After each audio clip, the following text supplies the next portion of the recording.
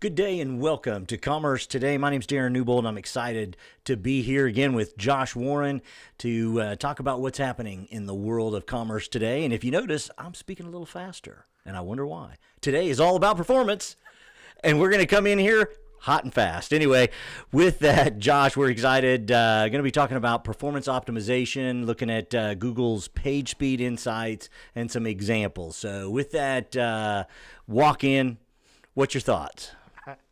Thought we said no bits, but apparently today it's all about the bits. So I'm excited. A lot of this comes from some conversations with some e-commerce directors, some interesting conversations on LinkedIn, some controversy on LinkedIn, and really started with the thesis of, does performance even matter for e-commerce SEO purposes? And yeah, it's pretty fun. I could take that somewhere, but I'm not going to. So begs the question, Josh, why does performance matter? Because we know it does, and especially in e-commerce sites. So why does performance matter?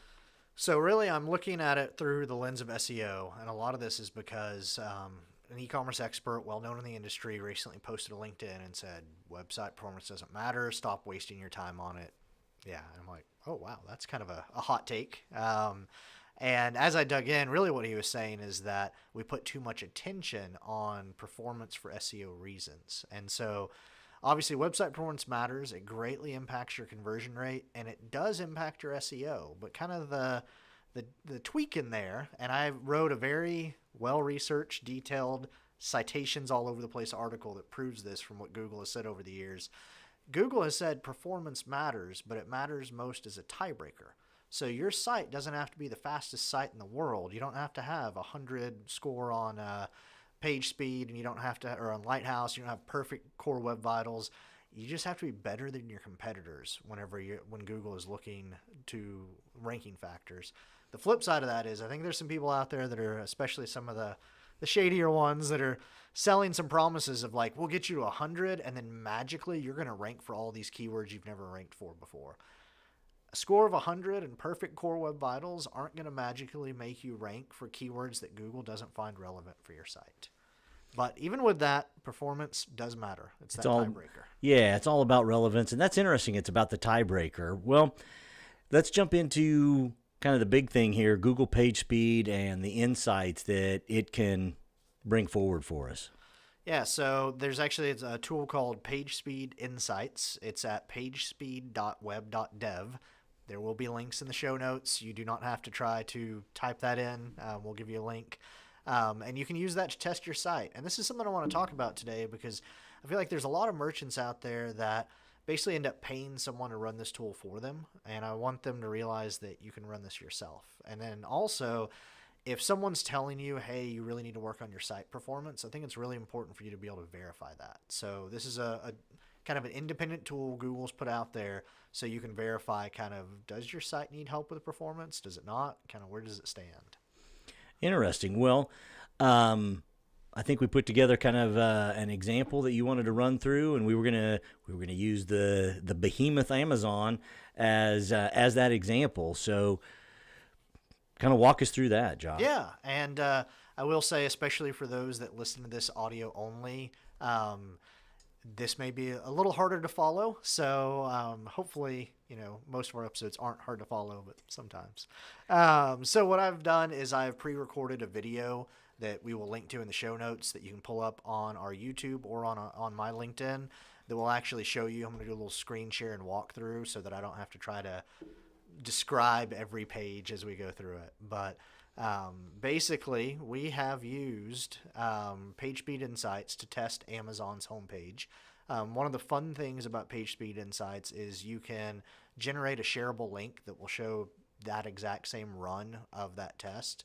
And so I'll also put that in the show notes. So if you want to click on that and kind of scroll through it as we talk, but you're just to clarify, sorry to interrupt real quick, just to clarify, I think it's Amazon's homepage, but it's on mobile, correct? It is. Well, actually, the report will give you both mobile and desktop, but I don't want to read two reports to y'all, and y'all don't want to listen to that. So we're going to just talk about the mobile report for today. Perfect.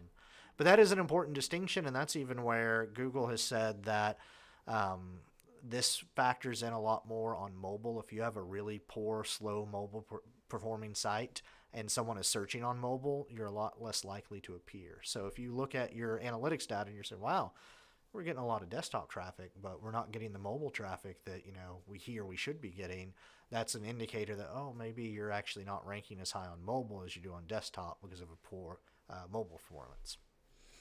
Well, what are some of those the key metrics that we're gonna see come up here in this?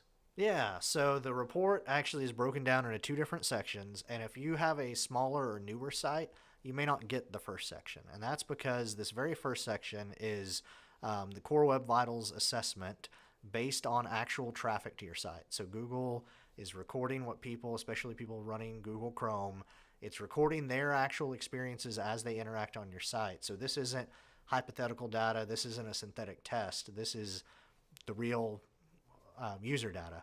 And so if you have enough traffic and Google's recorded enough traffic, you will see the Core Web Vitals, and there are actually 6, and Google does sometimes change these. But at the moment, we have largest contentful paint, which is basically how long it takes your largest content element to load and be displayed. You want this to be below 2.5 seconds. Amazon's doing pretty good at 1.4 seconds. You have your first input delay is another notable metric they look at, and basically the time from when a user first interacts with your site to when the browser responds. You want that to be less than 100 milliseconds. Amazon's gotten it down to 24 milliseconds. A lot of that can be basically if you're running a ton of JavaScript. If you have, and actually we were looking at a merchant site recently where all the JavaScript that could ever possibly be needed for any function anywhere on their site was being loaded on every page. And so their first input delay was a lot higher just because the browser's like chugging through all that JavaScript trying to figure out, all right, does this apply, does that apply, before it can actually react. That's crazy. That's crazy. And then one of the last ones here not the last one, one of the third one, I should say, cumulative layout shift. What's this one all about? Oh, and this one, this is where some marketing teams can get themselves in trouble. So this basically is how much the layout of the page shifts. So once it loads, is it jumping around? Especially if all of a sudden you have a giant pop-up take over the screen, that can really hurt you here. And so Amazon is doing pretty good on this one. You really want anything below 0.1. They are down to a 0.01 on Amazon. So basically, once their homepage loads, what you see is what you get. It doesn't change a lot. And that is awesome. I got to say, that's one of the things, cumulative layout shift is something that drives me crazy about certain sites. And you've always called it that, right? Oh, totally. That's what you tell your friends. You're like, man, this website's terrible because it's cumulative layout shift. So exactly. Who comes up with these terms? Well, we've got some other metrics. There's a total blocking time and speed index that gives us a bigger picture on the site's performance, Josh. Yeah, and that's basically as you scroll down on this report, there's a tool called Lighthouse that you can run within the Chrome browser, but then also PageSpeed Insights does a version of that test as well. That gives you a performance score of 0 to 100. The interesting thing, and actually I in the article I posted to LinkedIn, I mentioned RumVision, which is a service you can pay for that monitors the real user metrics on your site. You can see how your site's performing. And remember, their leadership team kind of commented and mentioned, hey, Lighthouse scores don't even really matter at all. It's really the Core Web Vitals. And this is such a good example because Amazon's performance score on Lighthouse is red because it is a 46.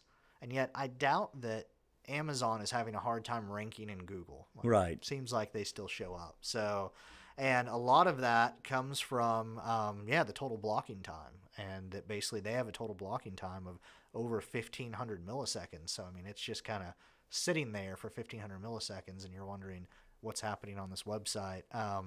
They also actually give, so in Core Web Vitals, we talked some about the largest contentful paint. In Lighthouse, what matters kind of a lot is also the first contentful paint. So how long until something is appearing on the screen. And in this run of PageSpeed Insights, it took 3.6 seconds. So the first 3.6 seconds, this theoretical user is just kind of staring at their phone saying, well, I went to Amazon, but nothing's happening. Wow, that seems odd. Definitely seems odd. And then the other performance pieces, first input delay, as well as the cumulative layout shift, my favorite one as it is now. These are all making impacts on how that performance is going to look for the site, and some things to definitely be looking out for and to make changes. So kind of speaking of that, what are maybe your tips and recommendations around these as we're getting these? And I know they're a little complicated. Fortunately, we're not using the 3-letter acronyms for each one of them, because that would be really crazy. But we will have this on our on the show notes. But kind of your practical tips and recommendations. Yeah. So one thing I really like about PageSpeed Insights, because I am a fan of all e-commerce practitioners need to at least know enough to not get taken advantage of, to kind of not have to be completely dependent on vendors and agencies. And so what I love about PageSpeed Insights is as you scroll down, it will actually give you some detailed diagnostics and even some recommendations. And so those recommendations for Amazon in this case, they talk about how they have JavaScript that is taking 7 seconds to execute. And so there are specific JavaScript scripts that this report calls out and says, hey, you really need to look at these scripts. They're taking a long time. And on merchant sites, lots of times what we'll see is more than half the time, there will be at least one of these scripts that they're not even using the service anymore. I talked to somebody recently who their previous agency had installed a really smart tool that measures anytime an error occurs and logs that error into this service so that the agency can say, oh, there's an error on our client site. Well, they weren't even working with that agency anymore. That agency had actually canceled that account.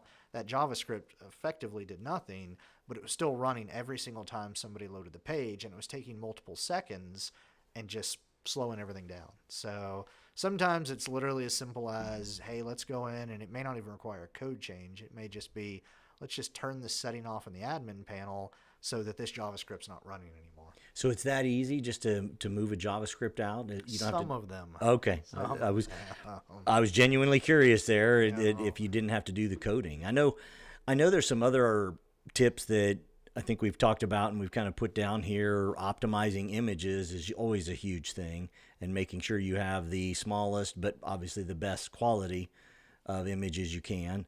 And then browser caching. How can we leverage that and help with the whole process? So a lot of this depends on what kind of e-commerce platform you're on, and if it's something you're self-hosting versus something that's cloud-based or a SaaS. There are, especially if you're hosting it yourself or you're hosting it with a hosting company, some of these platforms, there's either server settings or software settings to basically allow things to be cached that people forget to turn on. I've seen agencies that they will launch a site, and a lot of these platforms, they have a developer mode and they have a production mode. Well, in developer mode, it will intentionally tell browsers, don't store anything, don't cache anything. That way, when a developer changes the code, they see the change immediately on the site. But it's a lot slower. Right, absolutely. So I've seen sites get launched by other agencies where they forgot to go into production mode. And so basically every time anything gets loaded, the site is telling the browser, don't cache anything, don't cache anything. And it makes the site slow. And again, it's something where go into the admin panel, click a button, it's fixed. So also we talk about, and we just mentioned this even in the Java piece, minimizing these third-party scripts or scripts that load automatically that you may or may not need. And then you also mentioned here the CDN. I will have one acronym: Content Delivery Network. How can that, where you really talk about that, can significantly speed up your site? How does that help? So Content Delivery Network will actually take things like your product images or even your JavaScript, and instead of just serving them off of your server, it will distribute it around the country or around the world. And so then when a user loads your website, let's say they're in New York and your site's hosted in Texas, well, it actually takes longer to pull some. You wouldn't think. You think everything on the internet's instantaneous, but it's Right. not. There's little delays here and there. So it takes longer to get that than if they were getting it from a server in New York. Well, with a content delivery network, they'll have servers basically located all over the country so that that person's browser connects to the closest server, gets the data from there. It also greatly can reduce the load on your server and speed up your site that way too. Interesting. That's pretty cool. Well, one quick question for you. You had mentioned, you kind of had me thinking about the whole JavaScript thing and having those kind of situations. Is there anything out there that can go and besides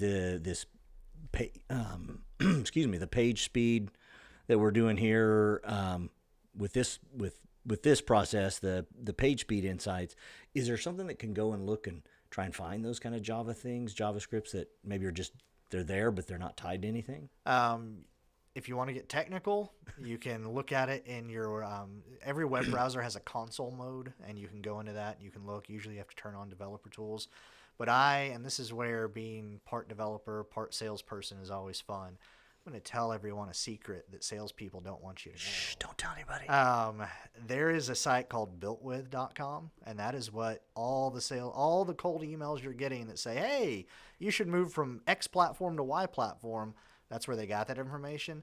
You can go to builtwith.com, and for free, you can punch in your own site and have it give you a report, and it will list what it thinks all the third-party services you're using are. And so if you see something on that list where you're like, I don't remember that, or we're not using that anymore, then there's a really good chance that JavaScript is still running on your site, and that's why BuiltWith is saying that you're using it, and that can be a way without having to contact an agency or dive into the developer tools or anything like that to find those third-party tools. Interesting. That is awesome. That is awesome. Well, folks, I hope you've enjoyed this episode. It's all about page speed and putting it all together. Kind of to close it out, Josh, how do you want to kind of wrap this up in a bow? So I've talked about how you can do this yourself, and you definitely can. If you start doing this and you're like, wow, either my site is really slow and it's slower than my competitors and I need to fix it, or if you're like, wow, this is just, I don't want to have to deal with what the difference between largest contentful paint and first contentful paint and cumulative layout shift is.